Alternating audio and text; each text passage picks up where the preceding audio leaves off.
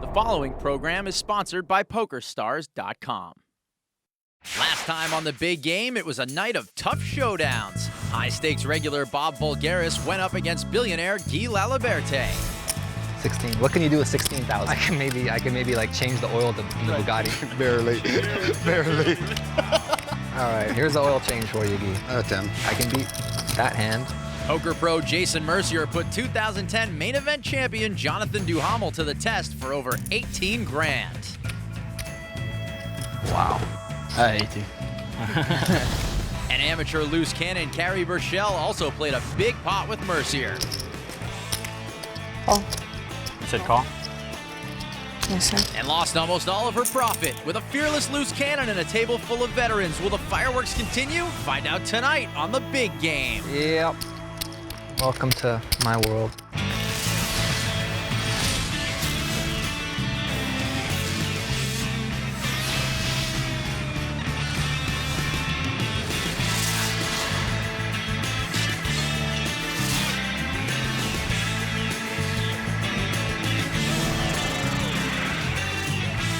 This is PokerStars.com Big Game.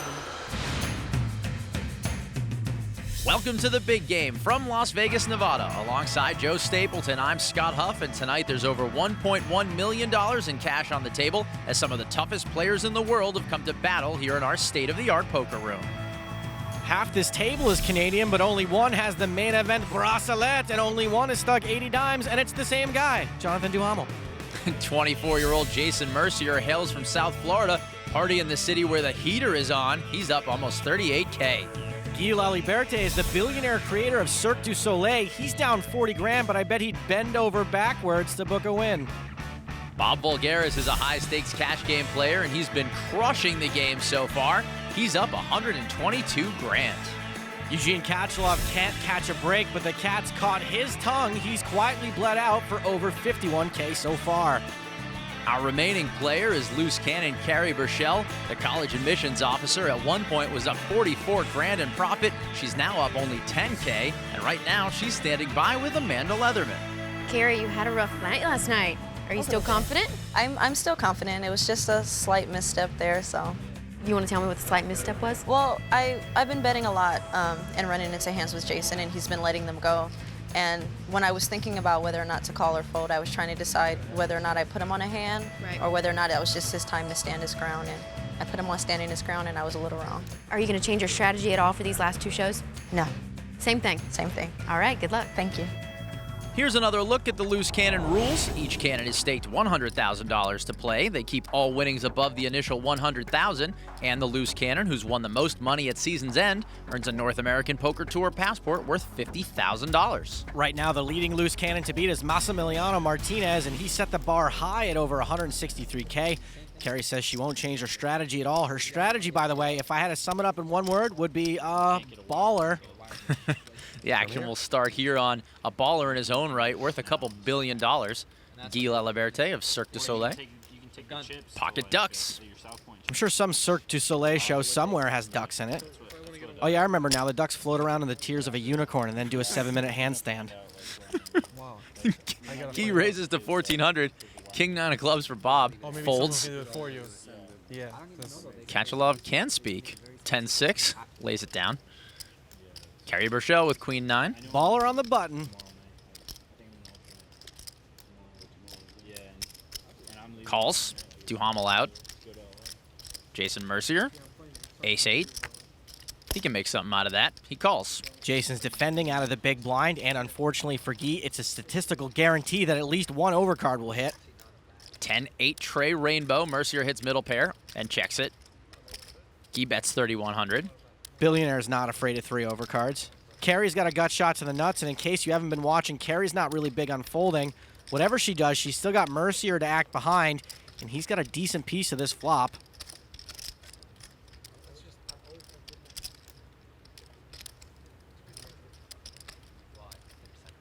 Not big on folding, Joe, but she's been pretty big on raising. There's another one to 9,300. Very aggressive. Mercier's got middle pair, best kicker. Gives it up. Just one player left to get through. Guess you have a bigger pair than mine. Yep, she sure does. They're a bigger pair of balls. That might have been her bluff. He folds. She's got heart. There's no bluffing in poker. Sometimes I have to tell you guys that. There's a very good chance I had the best hand. 100% chance. Well, Jason had the best hand, but Carrie's the one stacking chips as we go over the rules of the big game. Each table lasts exactly 150 hands. The action pre-flop is pot limit and becomes no limit after the flop. Blinds are 2 and 400 with a $100 ante, all of which is paid by the player on the button. And every player begins with at least 100,000 but can rebuy for up to 500K. The big rule change this season is that our loose cannon cannot come back after she's played this week's 150 hands. No, they won't make an exception for Carrie. I've asked. Cards are in the air. Action's going to start on Bob Voulgaris. Geez, easy on the cards, buddy. He's bending them like one of Guy's performers. King 5 lays it down. Katchalov out. 7-4 for the cannon. Not a typical raising hand, but technically could still be called a suited connector. Nothing typical about this cannon. Raises to 1,800. These two have tangled more often than a pair of iPod headphones. Okay. Duhamel in, Mercier out, and it's on Laliberte. Calls. Carrie is dominated. You know, my two favorite tango partners. Really? Oh, yeah. As long as you're tangoing on ice skates. Flop 9, Jack 5, couple of diamonds. Duhamel with top pair. Guy's flopped a gut shot draw. And checks it. Carrie whiffed. And checks. Duhamel again, top pair. Bets 3,600. 0.0003% of Guy's net worth. I think you're a couple dozen zeros off. And he folds. Burchell's out. And the champ will take down the pot. Duhamel, the Canadian, takes that one down just like he tore down that 41-year-long WSOP icy glass ceiling to become the first Canadian to ever win the main event. He won $8.9 million that day, but he claims to still play in his home game where the blinds are 25 cent, 50 cent. Oh, that's really good news, actually, because I have an entire sack full of Canadian quarters I just can't get rid of. Don't try to use them in the meters. Action on Duhamel. 8-9 offsuit. Under the gun, raise. Do they call this stuck and steaming, Joe? He raises to 1,400. Mercier out. Maybe trying to string together a little winning streak. 3 in a row's a hat trick. Laliberte calls 1,400. 5-4 of hearts. Suited connectors on the button, pretty juicy. Calls. You guys are like students of the game. You think about it. Like Eugene's like thinking about something the entire time, right? He's like thinking about ranges and this the right way to play this hand, the right way that one. I'm thinking about like Butterflies. yeah, exactly. Butterflies and like kittens and ice cream and Huff, what are you thinking about? Pad tie. 6, ace, 8. Paintings and dogs and... exactly. The dogs told Bob to check. Checked around. We'll see a turn. 8 of hearts trips for Duhamel. Bob's also picked up a flush draw and a gut shot draw. The flop checked around, so the betting leads up for grabs. Duhamel fires 2,700. Laliberte folds. I think with a flush and a gut shot draw, Bob may have too much equity to fold.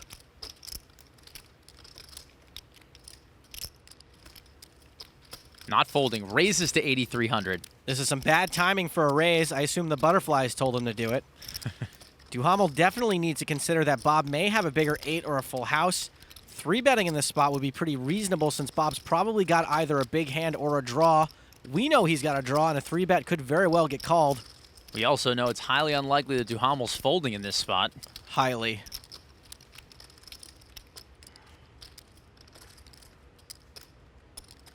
Duhamel makes the call. Decides to play it cautiously, and who can blame him with how tight Bob's been playing all week. Bob's going to need some help on the river. I don't think a bluff's going to do it. River, 10 of spades. No help to Bob. Duhamel's now chopping with any 8 worse than his. And he checks it. Bob missed, but he still might think he can win this hand with a bluff.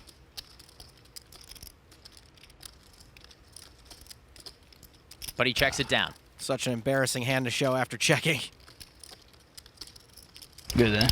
I had 5 high. You got it. No wonder Bob lost. He can't read the board. He actually had a pair of 8s with an ace-10-6 kicker. I think you're picking up a Canadian accent. Bored. That was weird. Sorry. Duhamel wins a pot worth 22K. Nice hand, young man. Taught that chaser a lesson. He did, didn't he? He slammed the brakes on me right there. The first red light for Bob all week. See if he gets back in the fast lane as the big game shifts into top gear. when we get back.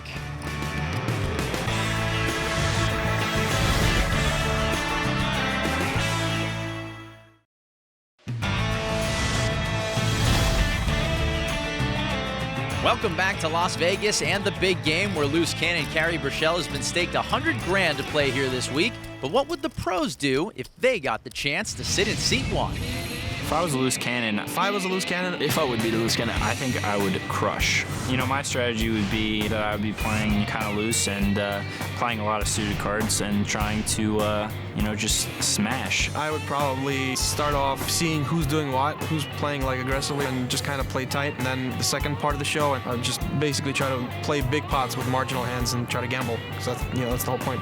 I would gamble a lot, that's for sure. Because the thing is, the loose cannon has to win, so definitely it's a good dynamic at the table, and it's gonna give a lot of action, so it should be fun. I've learned a lot as far as watching the professionals try to push the loose cannons around. I'll let them try to push me around for just a little bit, but when I'm ready to make a move, I need to make a solid move because I know everyone's gunning for the loose cannon. What a liar. Carrie said she was going to let the pros push her around a little bit. That hasn't happened. Epic fail there. And right now, Carrie is up $14,000, almost 2/3 of the way through the 150-hand session. Guy Laliberte, 7-6. Apparently he's going to try to twist this one into a hand. Raises to 1,400. I see what you did there. Voulgaris folds. Katchalov, 10-8 of diamonds. My favorite hand. Calls 1,400. I don't remember asking. King, queen of spades for Burchell. It's king, queen, and it's back in spades. This is an easy call, but if she's thinking, she might be thinking about re-raising. Now you can 3-bet king, queen suited on the button, but the problem is that you open yourself up to a 4-bet, and if that happens, you could be ultra dominated. Well, she's open to a 4-bet now. She's raised to 5,600. Duhamel with queen jack. Folds. Mercier out. Guy's done with it. Last man standing, Eugene Katchalov. Folds, and Carrie will take down the pot. Look at that satisfied little smile, like she just got away with something. I mean, I'd be smirking too. These guys are laying down to her like there's a carbon monoxide leak in the room. Somebody open a window. So the 3-bet from our loose cannon, Carrie Burchell, gets respect there. She takes that one down uncontested. As we take a look at the stats, she's opting for that move, the 3-bet 4.2% of the time, a little below the table average. The two players who are tied at the top of the list are Duhamel and Mercier. They're each 3-betting 6.5% of the time. For the 23-year-old Canadian world champion Jonathan Duhamel, 3-betting has helped lead him to a deficit of over $63,000 and at least one reload. Meanwhile, for 24-year-old Jason Mercier, it's been a part of his winning strategy. He's up over $35K. The moral of the story, if you're Jason Mercier, 3-bet. If you're Jonathan Duhamel, don't. Bob folds. Katchalov with the queen 9 raises to 1,200. Pocket 5s for the cannon. Yet another playable hand for the cannon. And she will call. Ace-10 suited for Duhamel. Duhamel with a big suited ace in position. Calls on the button. Mercier makes the call. And Guy's in. Guy getting okay immediate odds, but his hand is pants. Katchalov's dominated by Jason, who's dominated by Duhamel. I'm going to call the flop. You make a flow chart. Flop 9-10 queen. Mercier flops top 2. Eugene flops top and bottom. Duhamel with a piece as well. I'm going to start looking for some cover. Mercier's checked. Guy's actually got a gut shot, but it's the dodo end. Checks it. Eugene's got 2 pair on a susceptible board and was the pre-flop aggressor. Fires 4,000. Yeah, no shot at a check there. Burchell out. Duhamel's in 3rd place. He's only got middle pair and some backdoor draws.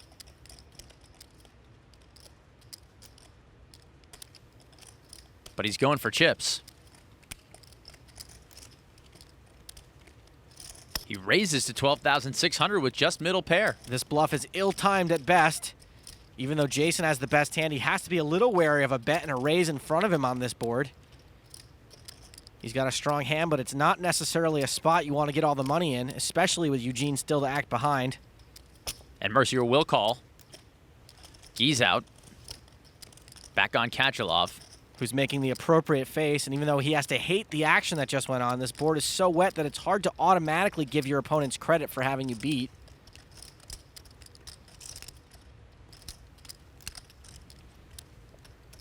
Katchalov calls as well. We've got ourselves a pretty big pot brewing here. As we head to the turn 3 ways. Jack of spades. What an action killer. Both Jason and Eugene's hands have just been all but counterfeited. Checks back to Duhamel on the button. Jonathan's in an interesting spot. Since he was the only one who was bluffing, his was the only hand that wasn't ruined by that card. Looks like Duhamel's thinking checks are for the hockey rink.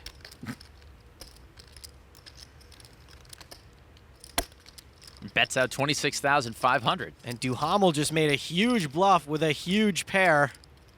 If you catch my drift. This card was just so bad for Jason and Eugene both. And both of them called Duhamel's raise on the last street, so him betting again will likely look ridiculously strong. Looks like he already knows this will be a bad laydown. He folds. Eugene pitches it in as well, and the big bluff works for the champ. Gets two guys to fold better hands. I'm gonna show like a 3 of clubs. Duhamel drags a pot worth over 70,000. Something's not sitting well with Jason. Either that fold or the catered meal. Why don't I just fold? Would have made it easier for me. You gotta be lucky to beat a world champ, but it doesn't hurt to be good. So you had like ace-jack or something? 2 pair. You had 2 pair?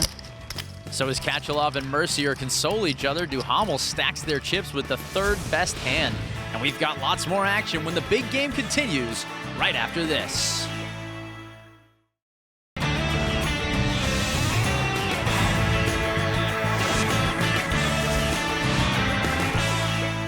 Welcome back to Las Vegas and the big game, where there's over $1.1 million up for grabs on that table. Action will start on the 2010 main event champion and a big bluffer from just before the break, Jonathan Duhamel. Ace-7. Folds. Easy fold under the gun. Mercier with an ace and a king. Big slick. See, you could easily be dominated. Raises to 1,200. Action on Guy with 9-7 suited. Calls. Bob with the queen-jack. Bob, seriously, take it easy on the cards. We're on a budget. And Bob will call. Katchalov out. Wait, imagine that. Cannon calls. Little loosey-goosey. Of these 4 players, only one of them makes a living playing poker. To the flop, 10-6 queen, couple of spades. Bob's flop top pair. Rochelle checks her gut shot. Bob's got one of her outs, and if she hits it, Jason makes Broadway. And Jason was the pre-flop aggressor. Plus, he's the one professional poker player in the hand. Jason c-bets 2,700. Guy's got a gut shot, but it's not a very good one. Folds. Bob's got the best hand with top pair.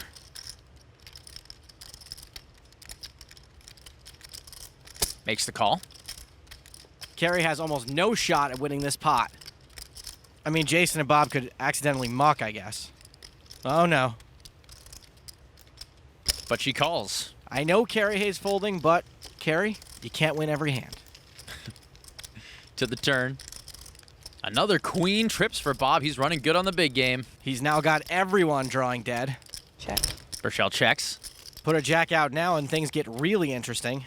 Jason and Kerry both make straights. Bob boats up. Mercier will pass. Jason's given up the lead. Maybe the NBA handicapper actually knows how to turn it on before the 4th quarter.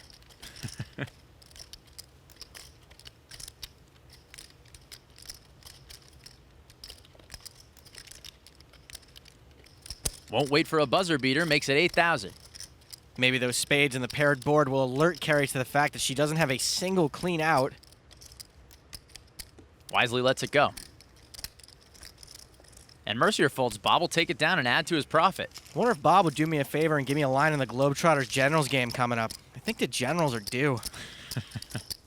Bob takes down another pot, and so far his rocky, some might say nitty approach has been working for him.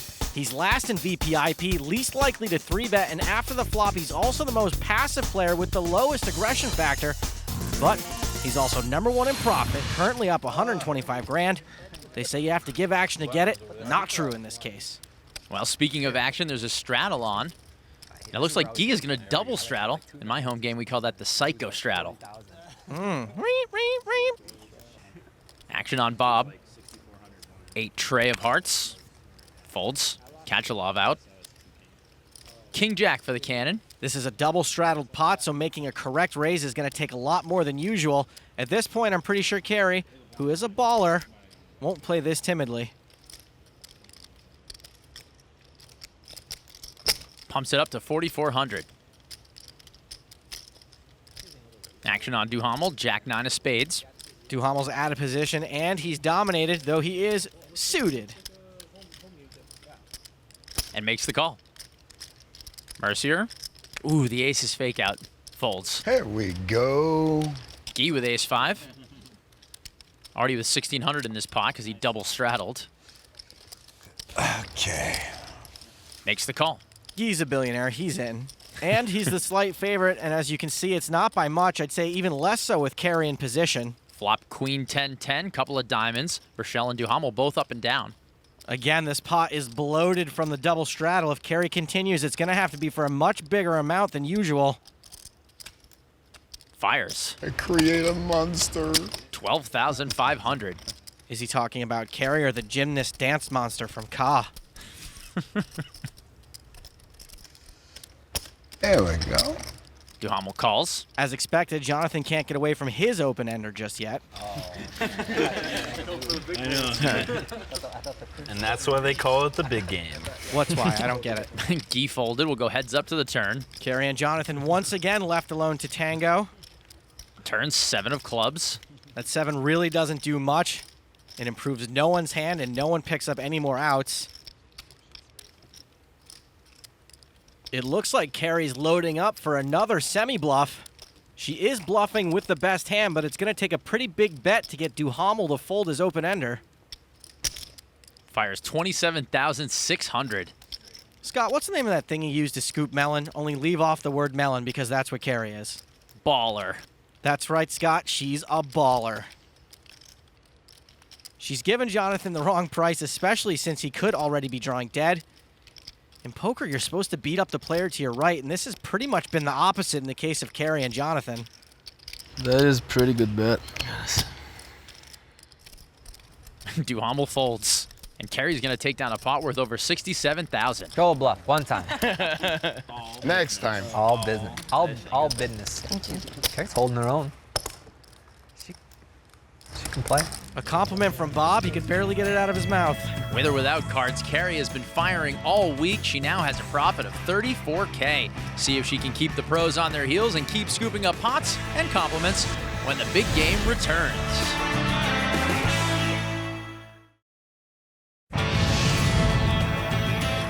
Welcome back to Las Vegas and the big game. Let's take a quick moment and take a look at where everyone's at.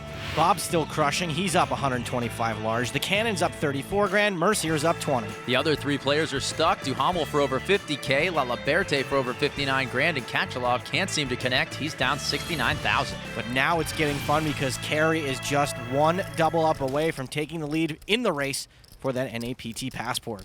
She may get a chance to play a big pot here. Voulgaris is straddled for 800. Action will start on Katchalov. Ace-10 suited. Big suited ace. Maybe this will turn his night around. Raises it up to 2,500. Action on the Cannon. Jack-10 offsuit. Totally fine to make a call with, even though we know she's dominated. Makes the call. Duhamel out. Jason Mercier, King-Queen. Sometimes a spot for a re-raise in the small blind. He does. Bumps it to 9,100. Pocket queens for Guy. And this is sometimes a spot for a re-raise. Especially when the re-raise came out of the small blind. And this pot already bloated because of the straddle. 20,000. He re-raises to 20K. Chump change for the billionaire. 20K wouldn't even cover his insurance on his trip to outer space. Action folds all the way back around to Mercier. King-Queen is usually not in very good shape in a 4-bet pot, and it's not even suited.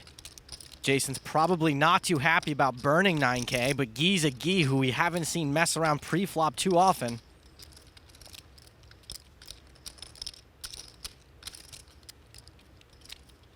Nope, no magical transformation.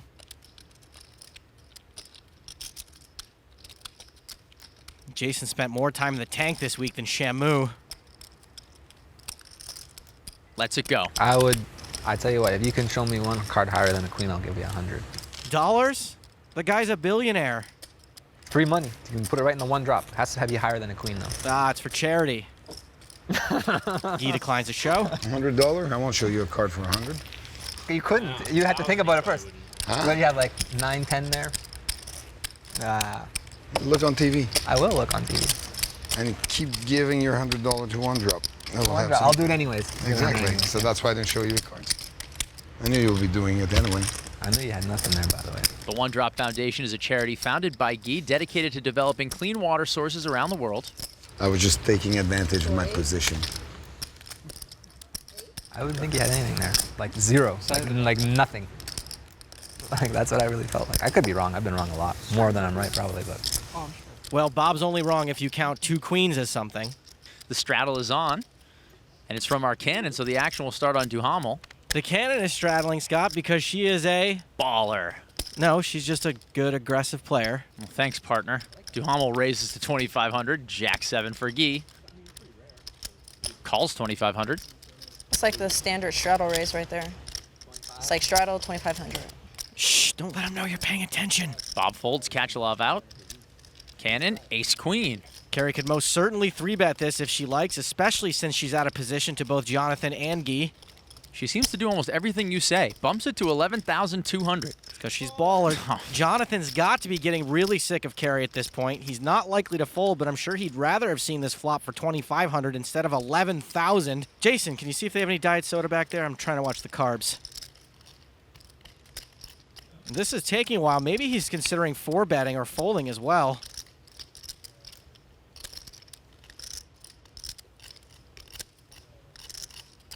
How about calling? That's certainly one way to play it. Back on Guy. This should be a pretty easy decision for Guy, one way or another. It's not like it's hard to tell if Jack 7 is ahead or behind. And it's not like he's got to sweat the money at all.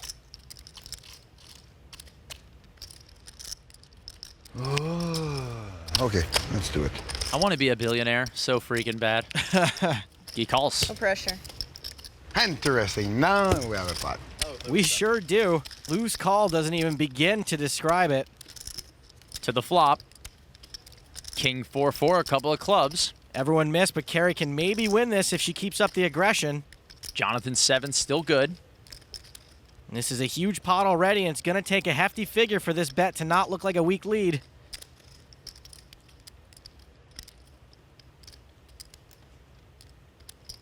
She's loading up. Here comes the baller bet. Loading up the 5K chips. Leads out for 26,700. Is that enough, Joe? Not sure if it's enough, but Duhamel looks like he knows he's been had. But can't call. Folds. Good job. Oh, man. I thought you were going to do something in this hand. He's out. Guess it was enough. Rochelle will drag a pot worth 61.5. Another very nice hand from the cannon. She has not taken her foot off the gas one time this whole week. The C-bet there gets her opponents to fold. And when we look at the stats, we can see that billionaire Guy Laliberte is folding the C-bet 73% of the time, while on the lower end of the scale, Jonathan Duhamel is folding to C-bets less than half the time at only 43%. You can't really blame him for folding on that last hand, however. The pot was bloated from a straddle. Carrie gets more credit because she's an amateur, and he still had Guy to act behind him. Jason Mercier is going to straddle, so the action will start on Guy in this hand. Looks down at 9 deuce of clubs. Pretty easy fold under the gun. Pot. Or not. Joey's a billionaire. What's the difference? Raises to 3,600. Bob quickly out. He made a really loose call with 9 deuce earlier in the session. He must like that hand. Ace tray of diamonds for Eugene, and he'll call. Rochelle out. Ace queen for Duhamel. This can sometimes be a 3-bet from the big blind. Calls. Mercier with 6 tray of spades. Jason's hand isn't great, but he's already got money in there, and he's getting almost 5-1. Makes the call. Duhamel maybe didn't 3-bet since Guy raised under the gun, or maybe because he's stuck in a little snake bit. King 7-6 on the flop. 2 diamonds. Flush draw for Eugene. A pair for Mercier. Mercier's got bottom pair, and it's somehow the best hand. Duhamel checks and Mercier checks. Guy with nothing, but it looks like he's going to continue his ruse. Is ruse a French word? Je ne sais pas. Laliberte bets 10,600. Eugene's got the nut flush draw and is about as likely to fold as he is to start singing show tunes. He's also got Duhamel and Mercier behind to contend with.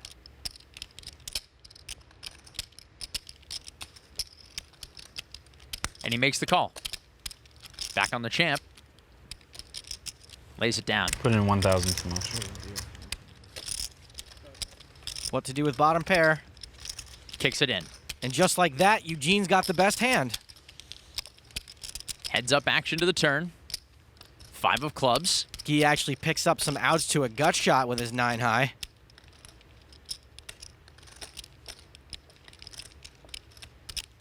Eugene's also picked up a dummy gutter draw. I can only assume Guy was prepared to keep firing with this hand, however. Another shell, 26,600 from Guy. Eugene's got the best hand, and he's drawing to the nuts. He's getting 2.5 to 1, which isn't quite the right price, but I don't know a lot of players who fold this many outs to Guy.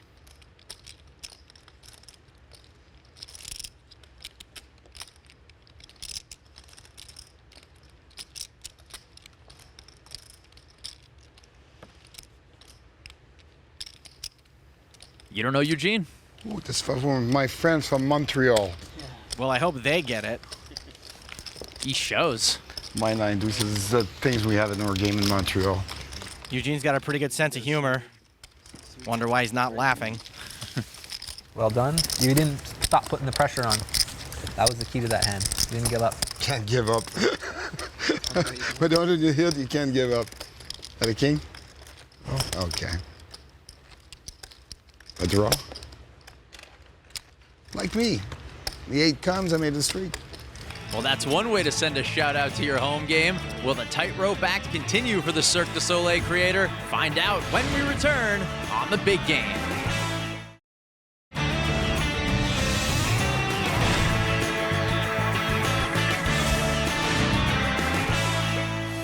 Welcome back to the Big Game alongside Joe Stapleton. I'm Scott Huff. There's over 1.1 million up for grabs on that table as hand 111 of our 150 hand session begins. The straddle is on and the action starts on Can't Catch a Break Katchalov. Adding insult to injury right before the break, Eugene got bluffed by Guy, who had 9 deuce suited and then showed it. Action folds around to Jonathan Duhamel with King 10 of diamonds, raises to 2,100.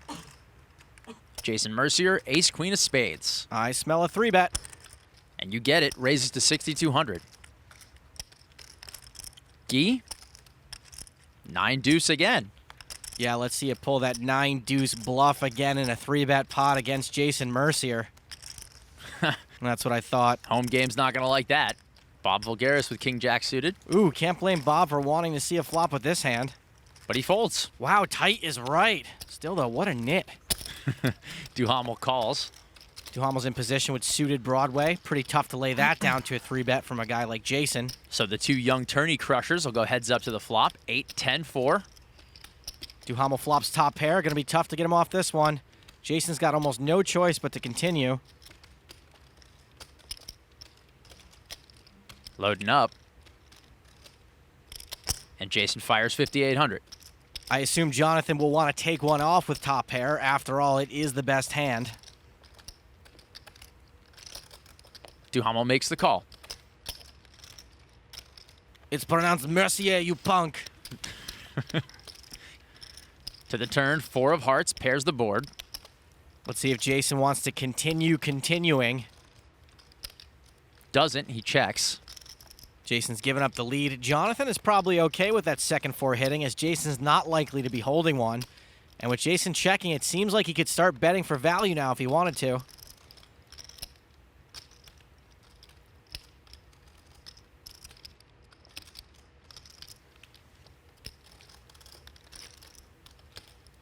He does, bets 5,500. Jonathan's just made a super weak lead at this pot. Either trying to induce a raise or maybe just trying to make sure he gets called by ace high.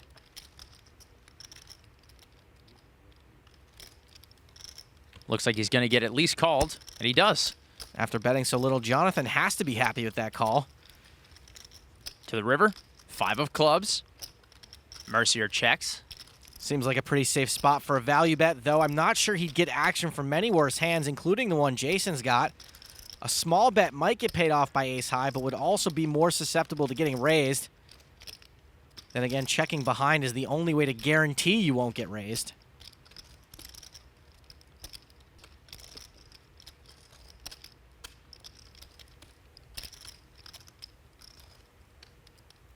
Duhamel reaching for chips. He shall not check behind. There's an orange one in there, and he lays down the Duhammer. Bets 26,200. Duhamel's gone the big bet route instead. He made a small bet on the turn, and now he's made a biggish one here on the river. I think he's trying to level Jason into making a hero call. He knows Jason's capable. He's dangling the cape and the tights right in front of him. Come on, Jason. This city needs you. You have to rescue Lois Lane from the evil bluffster. 7. Got there. At this point, though, there aren't a lot of missed draws Jason can put Jonathan on, so he might not be able to make this call. This would have to be just about a total bluff from Jump Street, maybe Jack 9. I'm pretty sure Jason's superhero power would be that he could hold his breath forever because this kid practically lives in the tank. Sorry, give me 1 second.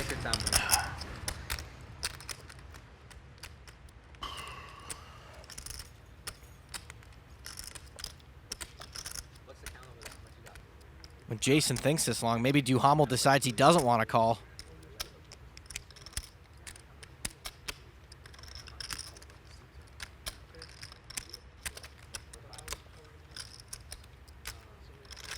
Jason taking his time making this decision. After all, it is for the price of Huff's car.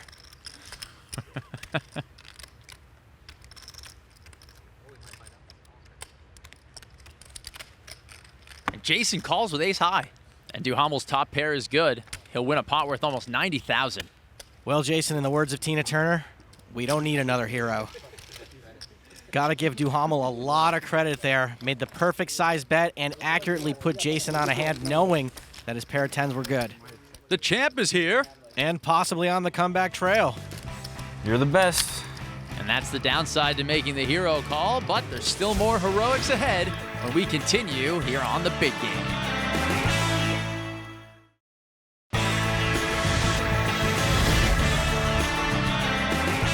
Welcome back to the Big Game, where earlier tonight we saw 2010 main event champ Jonathan Duhamel take down a really tough three-way pot. What was he thinking? We find out now as we go behind the poker face. Okay, so now we're about 2/3 in the session. I was down a lot at that point, but I was just starting to get all of my money back. So I was starting to get some of the momentum back. And Eugene raised from under the gun +1 to 1200. The loose cannon called, and I'm on the button with ace-10 suited. So I thought about raising, but I think just playing in position there is fine. So I just called there. Jason called from the small blind, and Guy called from the big blind. So we're 5 to see a flop. Flop come queen 10-9 with 2 clubs. I got second pair, backdoor flush draw. So, you know, kind of good hand, but the 5-way, you know, probably not the best hand at the point. Went check from the blind, and Eugene bet 4,000. The loose cannon fold. I kind of feel like my hand's not good at that point, but if Eugene has some kind of, let's say, overpair or ace-queen or those kind of hand, I can get him off of his end. So that's why I decided to raise at that point. So I raised to 12.6, you know, just hoping he's going to fold there. Something I didn't expect it, though, Jason called from the small blind. At that point, that just freezes me up. He kind of has probably a big draw. Guy folded in the big blind, and Eugene hesitated for a while and finally called. So for me, it's like, okay, the hand's over now. You know, there's like no way I'm gonna win it. Like I'm just hoping to hit the flush draw on the turn and get a free card to hit my flush on the river, basically. But an interesting jack come on the turn, and that changed almost everything. Now Jason check and Eugene check as well. So at that point, I figured there's like no way those two guys can have a king in their hand. And for me, like, it's kind of easy to have a king in my range. If I want to make a bluff there, I gotta bet, you know, not that big. I gotta bet like, let's say half the pot, maybe like 60% of the pot. So I decided to bet 26-5 there, just hoping they're both gonna fold. Jason folded, which is good. And Eugene thinks for like, you know, a couple of seconds, and they folded. It was a weird hand, I gotta say. But at the end, just it was a good card on the turn to, you know, just continue my bluff. So I'm quite happy about the way I played. Duhamel won with the worst hand and got both Mercier and Katchalov to fold 2 pair. Not bad for a guy whose name starts with a duh. And he's mounting a comeback. At one point, he was stuck over 80 grand. Now down just 21,600 bucks. He's got a pair of 7s. More hockey sticks for the Canadian. Pumps it up to 1,400. Mercier out. Guy out. The comeback continues. Action on Bob. 8-5. Bob's been pretty nitty. This would be a weird call, even on the button. That doesn't look like a call. Re-raises to 4,300. Eugene out. Burchell folds. Back on Duhamel. Duhamel's out of position, so while I don't think he'll fold a pair, I'm sure he's not loving this spot. He's got to be aware of how tight Bob's playing, so I don't think we'll see a 4-bet.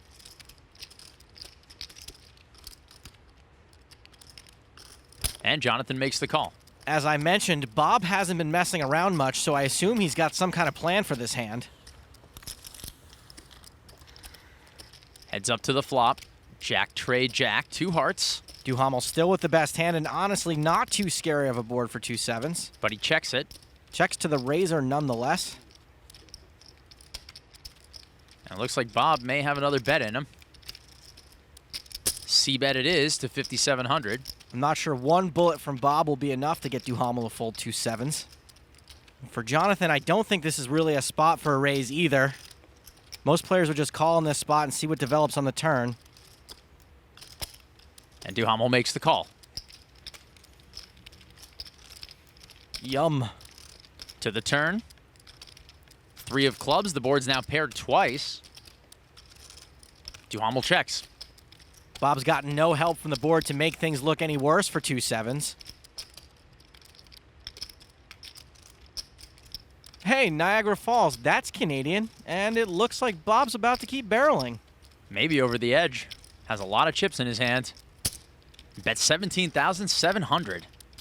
Nothing really changed about this board on the turn, but the pot's bigger, so Bob's able to put more pressure on the world champ. Even if Jonathan's ahead, he's got to fade the river as well as what's likely to be close to a 50K bet.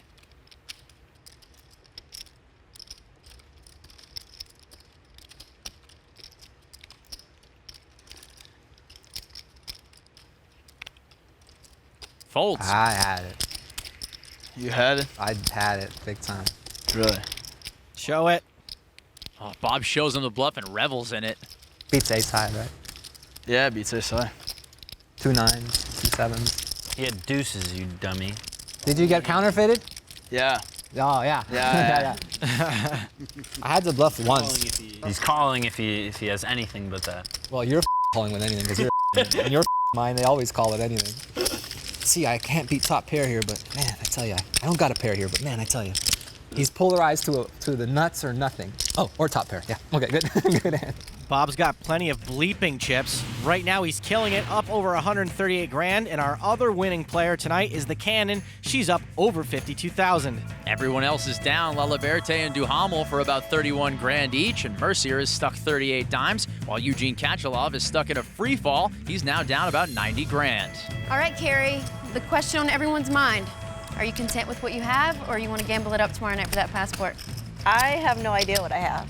I came to play, and I will play Look at that. 150 hands. Bob's been wondering what you've had the whole time. He keeps looking at your stack, he can't figure it out. I'm too stupid to figure it out. But you're eating this table alive besides Carrie. I guess so, yeah.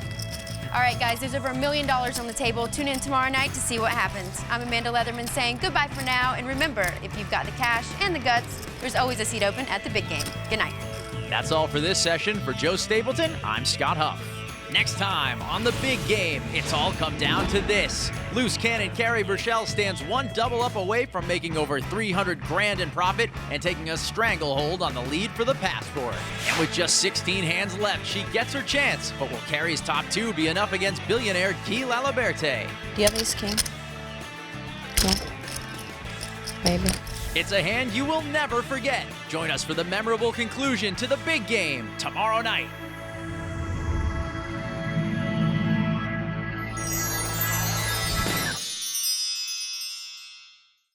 The preceding program was sponsored by PokerStars.com.